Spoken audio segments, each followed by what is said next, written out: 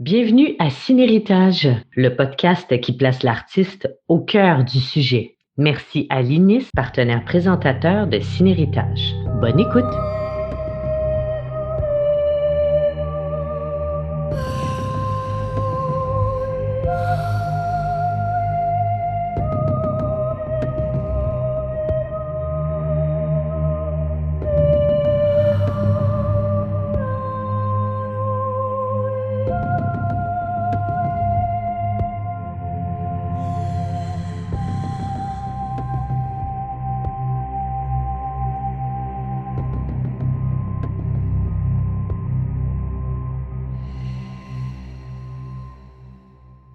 Quelle musique incroyable!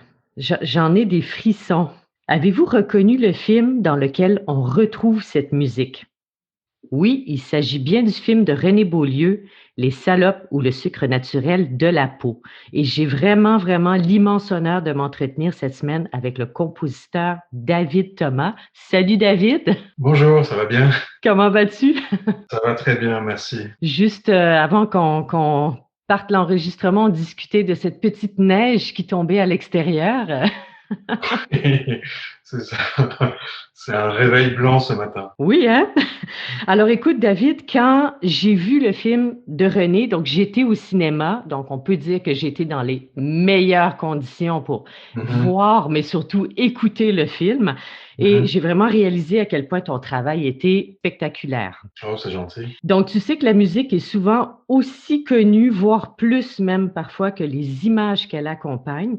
Tu sais, je me suis mise à penser au film, par exemple, Psychose ou Il était une fois dans l'Ouest, où on pense juste à Star Wars, par exemple, des thèmes vraiment mémorables. Et maintenant, on va pouvoir citer Les Salopes. Oui, je vais les références sont quand même, tu as mis la barre très très haute, donc je me sens comme un petit peu bizarre d'être comparé à ces grands compositeurs et puis de ces grands films et tout ça. Donc, c'est sûr que Ennio Morricone est une de mes références et c'est un artiste, un compositeur que j'ai écouté beaucoup et OK? qui m'émeut au plus profond. Mais de là à être comparé, c'est touchant, c'est gentil, mais je veux dire, il y a du chemin encore à parcourir avant d'atteindre un petit peu ne serait-ce que leur cheville, on va dire. Écoute, prends le compliment, je t'en prie. On va parler beaucoup en détail de ton travail, justement, ta collaboration avec René, parce qu'on parle de son film Les Salopes. Les extraits musicaux qu'on va présenter font référence à ce film, mais tu as collaboré aussi sur d'autres films. Donc, ça va nous donner dans l'émission vraiment un exemple très concret de la façon dont tu travailles sur un film. Mhm. Donc David, tu es donc compositeur de musique de film.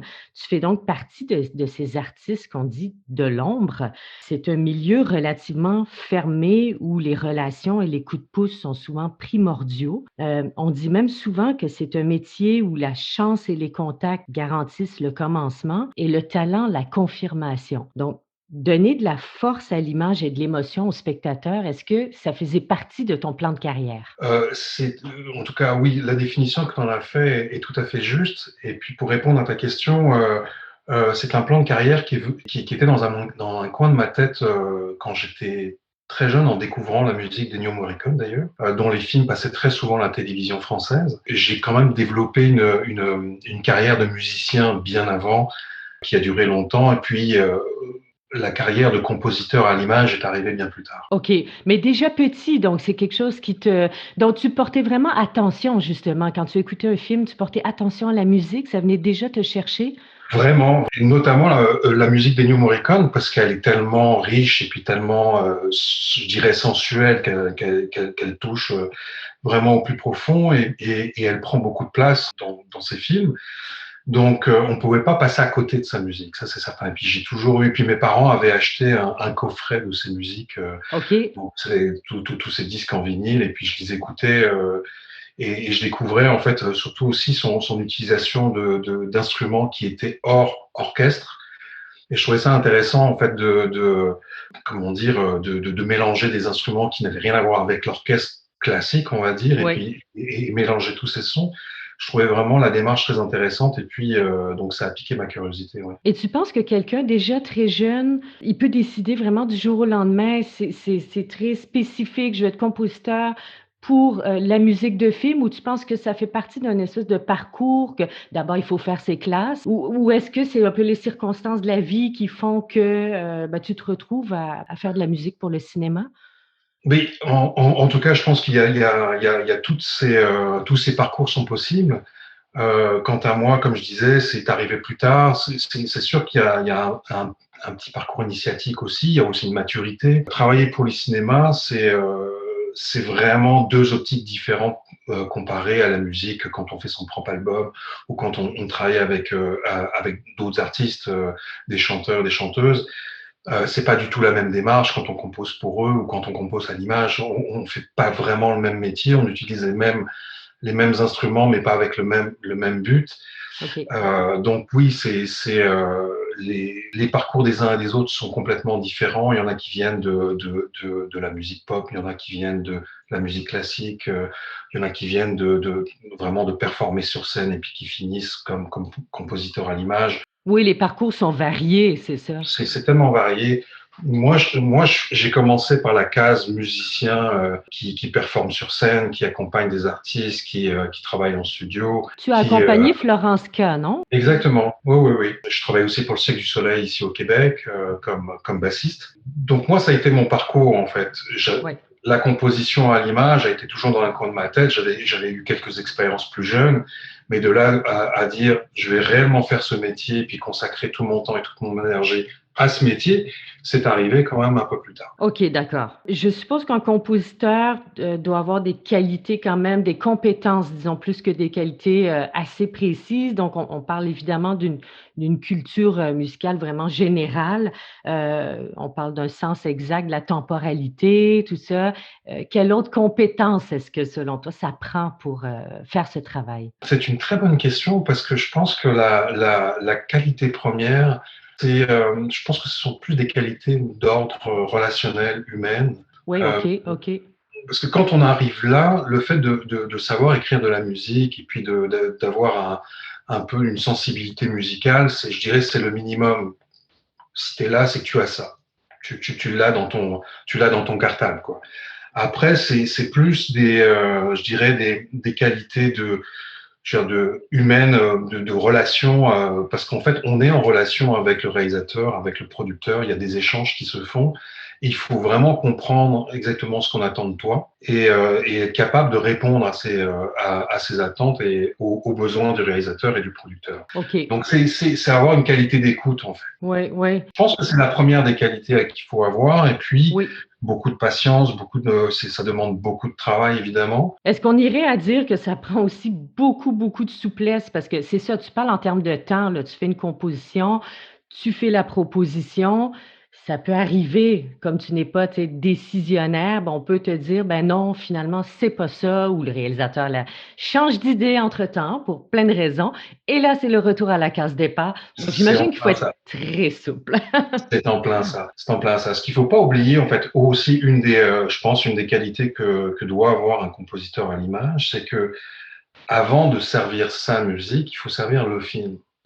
C'est la chose la plus importante. Donc, en effet, si la proposition ne convient pas, ou il y a comme quelque chose qui manque ou qui ne fonctionne pas avec la scène ou avec le film en général, c'est sûr qu'il faut changer. David, il y a certains compositeurs qui trouvent que c'est des fois frustrant d'être musicien au cinéma et je prends un exemple concret de David Elfman, donc le compositeur attitré de Tim Burton, Mhm. réalisateur que j'aime beaucoup. Moi Donc aussi. il regrette une sorte d'âge d'or, tu sais, où les thèmes musicaux avaient une fonction significative majeure et je suis curieuse de voir qu'est-ce que tu en penses et où est-ce qu'on est rendu maintenant en 2021? C'est vrai que quelqu'un comme Daniel Elfman, quand il dit ça, il faut le prendre très au sérieux parce que, étant donné son talent et puis son parcours, c'est une voix importante. C'est sûr qu'aujourd'hui, surtout aux États-Unis, avec l'abondance de films de super-héros et donc de films action de super-héros, donc il y a comme en fait ça prend tout l'espace en fait en gros. Donc c'est sûr que ça a imprimé comme un standard Ouais. dans la musique de film, donc c'est un peu difficile d'y échapper. Mais je fais confiance quand même à tous ces réalisateurs et réalisatrices qui ont des voix dissonantes et puis qui ont des voix Oui. uniques et puis qui vont faire leur chemin et puis qui vont donc s'appuyer avec des compositeurs à mettre en avant leur unicité, leur voix à C'est eux. ça. OK, OK. Alors si tu permets, on va écouter un deuxième extrait donc de ta musique pour le film Les Salopes de René Beaulieu. On se retrouve tout de suite après, on rentre avec toi dans ton bureau. Génial.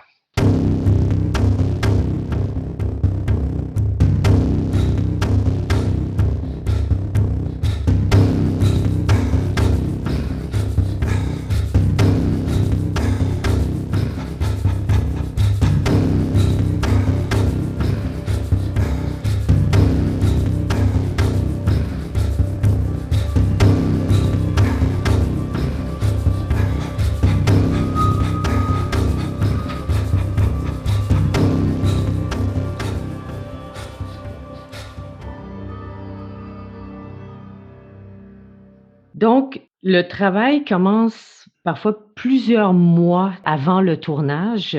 Toutes les histoires sont différentes, hein, mais il arrive souvent que le compositeur travaille sans même avoir vu les images du film. Quand Renée t'a approché, donc spécifiquement pour ce film, elle était rendue à quelle étape? Donc, c'était quoi le point de départ entre vous 2 sur ce film? Ça, je ne sais pas exactement parce que je n'avais pas reçu le scénario, donc je ne sais pas à quel point elle était rendue quand on a commencé à parler du film, mais donc évidemment le tournage n'avait pas été fait. En fait, ça a été beaucoup d'échanges, beaucoup de. D'ailleurs, c'est une chose que j'aime beaucoup, c'est la partie du travail que je dirais que je préfère, c'est le tout début. C'est quand on commence à parler du film et du projet, donc on est vraiment à la genèse, et c'est là que l'imaginaire commence à se mettre en route, hein, parce que là, Oui, oui, oui. c'est vraiment tout nouveau. Donc, il y a beaucoup d'échanges. J'accorde une importance très grande en fait au scénario, aux premiers éléments de l'histoire, à l'histoire du film en fait, indépendamment du montage, tout ça qui vient bien plus tard. Le fait d'être au plus près de l'histoire très tôt dans le processus de fabrication d'un film, ça me permet moi déjà de laisser aller mon imaginaire. Donc, plus j'ai des informations sur le scénario, sur la psychologie des personnages, sur le développement de l'histoire, ben moi, je fais aussi ma petite histoire avec ça. C'est ça, tu pars et tu fais ta recherche à toi finalement en fonction Exactement. de tous les éléments dont tu disposes. OK. Donc généralement, tu dirais que le réalisateur, la production approche le compositeur, donc on s'entend avant le tournage ou ça peut arriver aussi que le film soit terminé? Moi, je préfère, idéalement, j'aime bien que ce soit avant, évidemment, mais donc tous les cas de figure existent, c'est certain. Mais c'est l'idéal. Ça permet de commencer à réfléchir. Il y a une étape aussi que j'aime beaucoup, c'est dans le processus, c'est de, une fois que les discussions ont été entamées sur ce qu'on recherche, le ton du film, donc du coup vient tout de suite après, pour moi, le temps de recherche de la palette sonore. Donc là, je commence un premier travail de passer au travers de mes sons pour pouvoir trouver ma palette sonore sur laquelle je vais bâtir la musique du film. OK, la base, donc tu Ma vas base t'appuyer sur sonore. cette base. Exact. OK. Et cette base-là, je la construis en fonction des échanges que j'ai eus au préalable avec le réalisateur ou la réalisatrice. Ça me permet déjà de me faire mon propre film, en fait. OK, OK. C'est vraiment ma palette sonore qui est mon point de départ, que j'aime beaucoup travailler à partir de là. Donc, connaissant Renée, qui est une bonne amie, elle devait quand même avoir une petite idée de ce qu'elle voulait pour son film. Mais comment ça s'est passé donc cette première réunion? Parce que le compositeur veut aussi avoir, son espace de tu sais, il veut expérimenter aussi de son côté. Donc, où est-ce qu'on trouve cette juste mesure, justement, ta partie à toi, parce que c'est ta création, en même temps, ce que le réalisateur, la réalisatrice souhaite avoir? Donc, comment ça se passe, cette étape? Alors, c'est certain, pour ce film, Renée savait exactement ce qu'elle voulait. Alors, c'était pas en termes musicaux, elle n'allait pas me dire je veux telle tonalité, je veux tel instrument, etc. C'était plutôt en termes de rendu. Elle savait où est-ce qu'elle voulait arriver, Donc en fait, ça a été, on a écouté beaucoup de musique ensemble, on avait quelques références. Et après, je veux dire, ce qui est génial, hein, avec René, c'est qu'on est dans un cadre de travail où la confiance est là, ça permet des échanges, et puis quand ça ne lui convient pas, ça ne convient pas. Et encore, comme je disais tantôt, c'est que ce qui est important, c'est de servir le film. Oui. Ça permet en fait d'avoir tout le temps ça en ligne de mire, et puis de mettre de côté les choses qui sont plus de l'ordre de l'ego. Et ça, c'est de l'ego mal placé, en fait. On se ramène vers le film, et puis ça va tout seul, en fait, quand on reste focusé sur cette idée. Ça, je suis complètement d'accord Ouais, avec ce que tu viens de dire, c'est un point essentiel.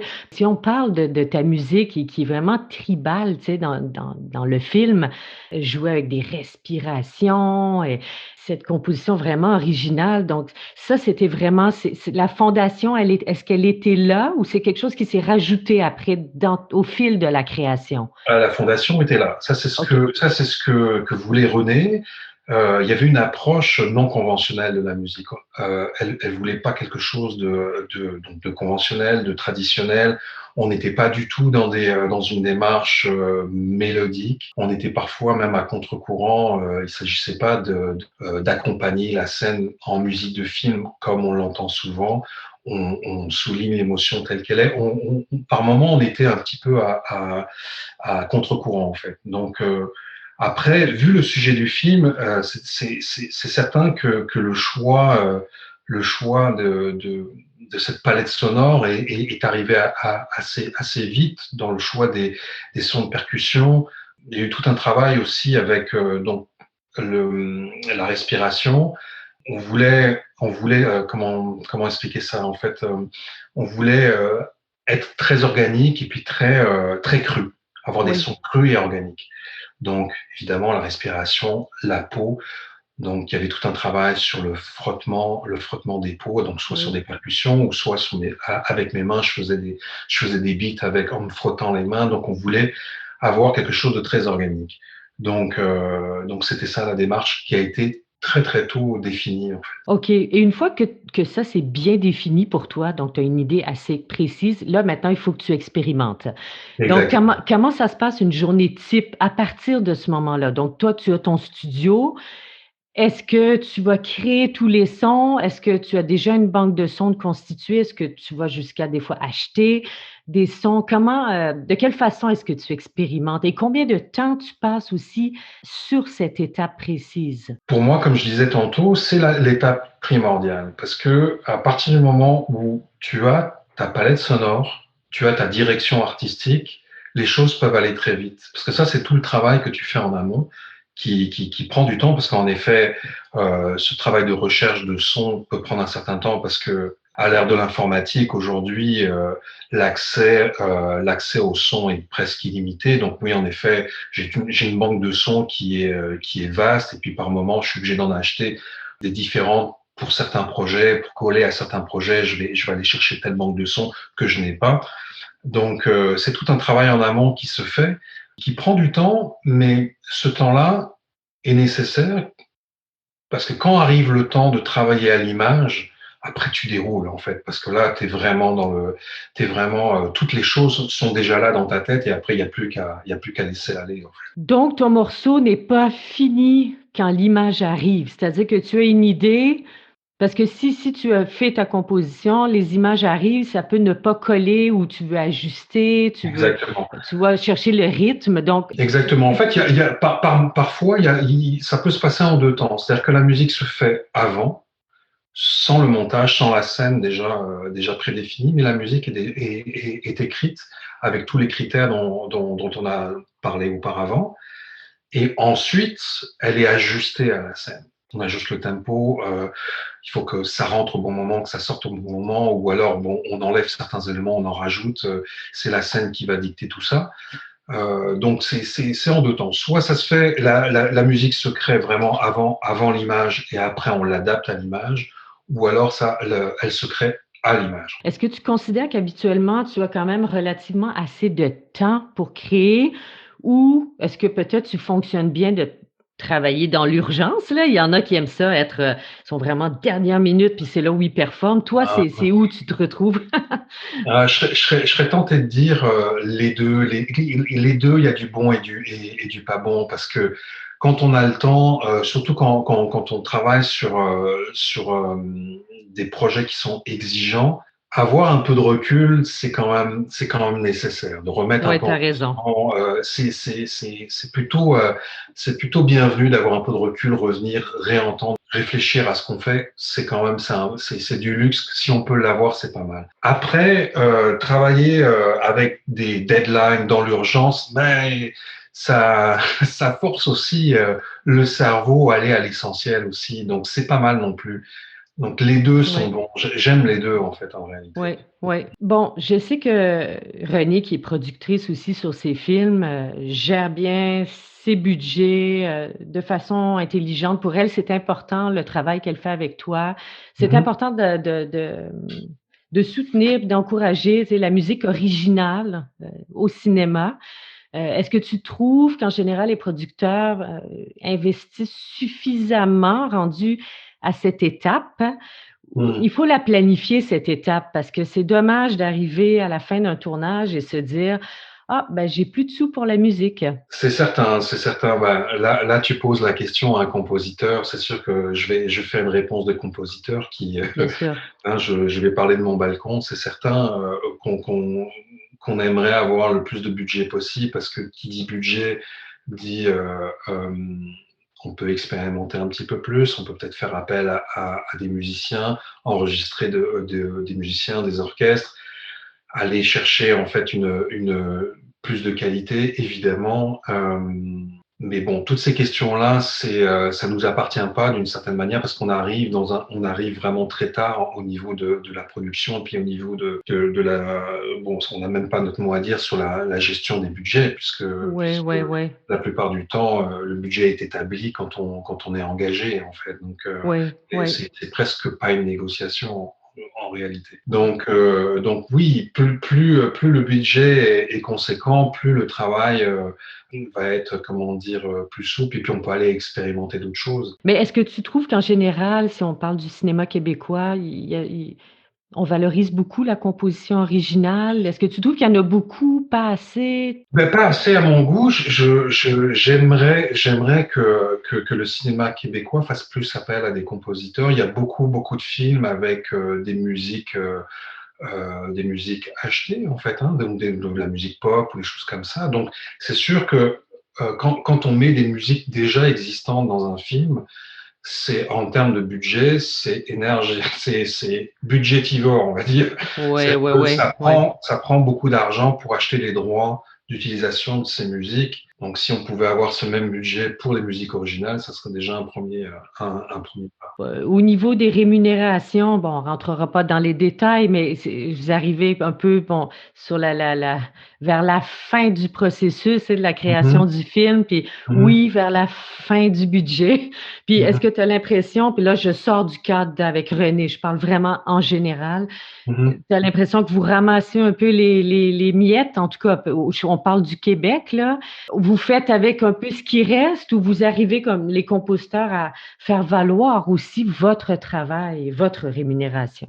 Ah ben j'ai pas tellement de jugement de valeur là-dessus. C'est vrai que ce qui se passe, c'est que en ce qui me concerne à moi, je prends ce qu'on m'offre en fait, hein. C'est que, comme je disais tantôt, il y a peu de place à la négociation. C'est vraiment à la marge. C'est qu'il y a un budget en général qui est établi pour la musique et puis il faut rentrer dans ce budget. Voilà. Après, c'est sûr que j'ai une éthique de travail. Je vais pas m'arrêter au budget. Si le budget est limité, je vais pas limiter mon travail par rapport à D'accord. ça. Je veux absolument d'abord être content du résultat. Donc, je veux pas m'arrêter à une question de budget. Je veux que la musique soit bonne. Je veux que le résultat soit bon.